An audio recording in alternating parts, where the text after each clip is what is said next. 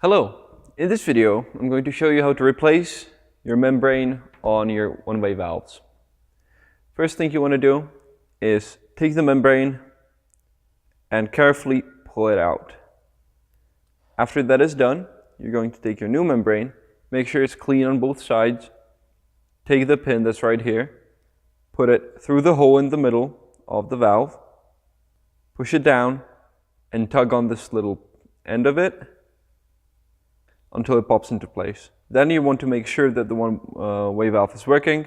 Just use your mouth. As you can see, it works quite well. And this is it. You've replaced your one-way valve. Thank you for your attention, and if you have any further questions, please consult the user manual or send us a question through email or through Facebook.